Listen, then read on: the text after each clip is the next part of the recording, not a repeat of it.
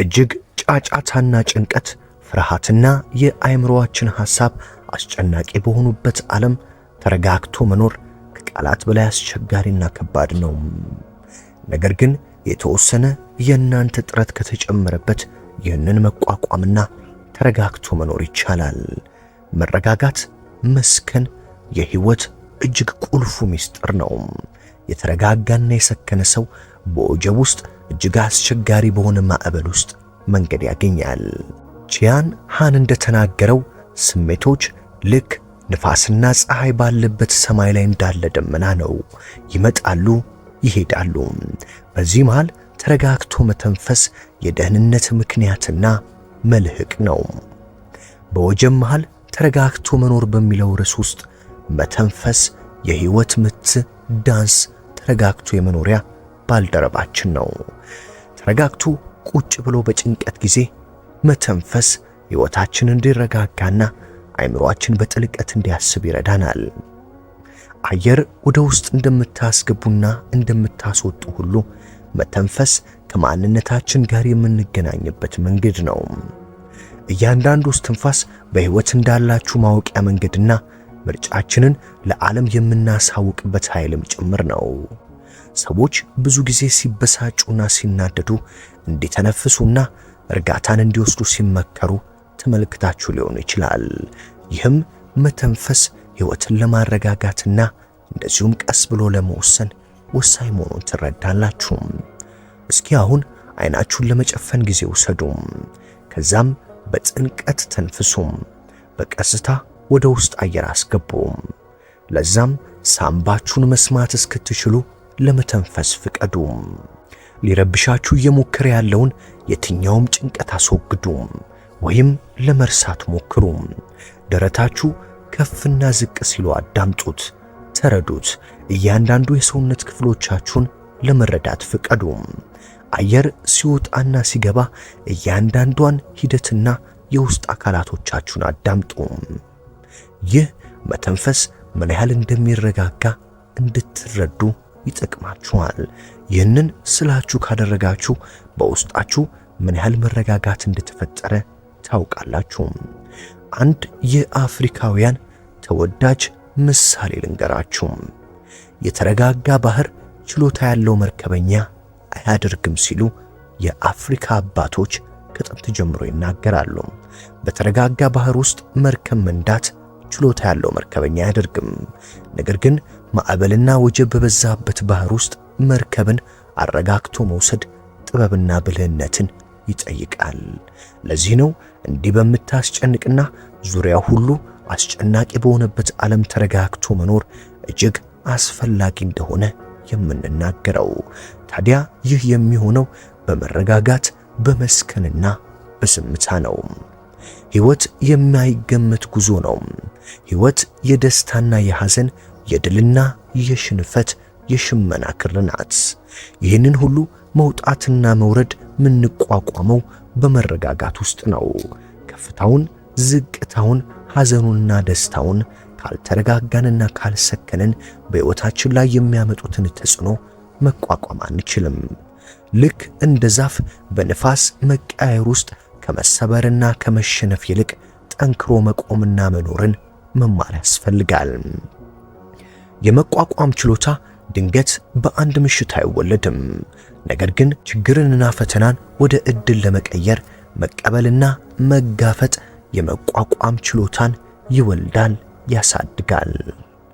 ከመሸነፍና ተስፋ ከመቁረጥ ከሕይወት የተለያዩ ገጽታዎች ጋር ለመጋፈጥ ስትወስኑ ለመለወጥ እንደምትችሉ ታያላችሁ። ሽንፈትን፣ ውድቀትን ትምህርት በመውሰድና ዳግም በመነሳት የውስጥ ኃይላችሁን ማጠንከርና ማረጋጋት ምን ያህል ከችግሮች በላይ እንደሆናችሁ እንድትረዱም ያስችላችኋል። ሕይወት ስትገፋችሁና ስትወረውራችሁ ደመነፍሳችሁ በችኮላ ውሳኔን ለመወሰን ይሮጥ ይሆናል። ወይም ደመነፍሳችሁ በፍርሃትና በንዴት ሊሞላም ይችላል። በእነዚህ ፈታኝ ወቅቶችም መቆምና መረጋጋት፣ ራስን ማዳመጥ በቀጣይ ትክክለኛ ውሳኔያችሁ ምን መሆን እንዳለበት ኃይልን ይሰጣችኋል። የአእምሮአችን ጥበብን ያለማዋል። መረጋጋትና መቆም በስሜታችሁና በአእምሮአችሁ ሐሳቦች ከመጠለፍ ይልቅ እንድትቆጣጠሩት እድል ይሰጣችኋል። ቶሎ በንዴት ምላሽ ከመስጠት ያረጋጋችኋል። ግልጽ የሆነ እይታንም መረጋጋትና ተመስጦ ይሰጣችኋል። በዚህ ምስጢራዊ መረጋጋትና መቆም በእናንተና በሌሎች መካከል ያለውን ርኅራኄ፣ አቅምና ኃይል ለመረዳት ያስችላችኋል። ማህተመ ጋንዲ እንዲህ ሲል በጥበብ አስቀምጦታል። አስፈላጊ ሲሆን ብቻ ተናገር። ከችግር ጋር ስትጋፈጡ በጥንቃቄ ከሚያቆስሉ ይልቅ የሚፈውሱ ቃላትን መምረጥ ትችላላችሁ። ለዚህ ነው ማህተመ ጋንዲ መናገር አስፈላጊ ብቻ ሲሆን ተናገር ያለው። የምትናገሩት ቃል እጅግ ጥቅም ያለው መሆን አለበት። በከፍታና ዝቅታ ወቅት ለምትጠቀሙት ቋንቋ ንቁ ልትሆኑ ይገባል። በሌሎች ልብ ውስጥ የሚነግስ ከጭንቀታቸው የሚያረጋጋ እንዲሁም የተስፋቸውን ጮራ የሚያቀጣጥል ቃላቶችን ብቻ መጠቀም ያስፈልጋል። በእውቀት በመናገር ውስጥ በእናንተ ዙሪያ ያለውን ዓለም ብቻ ሳይሆን በእናንተ ውስጥ ያለውን ማንነታችሁንም የማይናወጥ የተረጋጋ ስፍራ ማድረግ ትችላላችሁ። ከየትኛውም የህይወት ፈተና በላይ የሆነ አቅምና ኃይል እንዳላችሁም ልትረዱ ትችላላችሁ። በችግሮች ተሸንፎ ከመኖር በመከራና ፈተና ውስጥ ያሉ ድሎችን ለማየት መረጋጋት የግድ ያስፈልጋል። ልክ ወጀብ ውስጥ ስንገባ ቶሎ ከመወሰን ይልቅ በዝምታ ተረጋግቶ ማሰብ በገጠመን ወጀብ መሃል የማይናወጥ መርከብ እንዳለን እንድንረዳ ያስችለናል። ለዚህ ነው ከአስከፊ ህይወት ውስጥ ውበት የተላበሰችውን ህይወት መገንባት የምንችለው። ባለመሸነፍና ባለመንበርከክ ስንረጋጋ ውስጣዊ ሰላም እናገኛለን።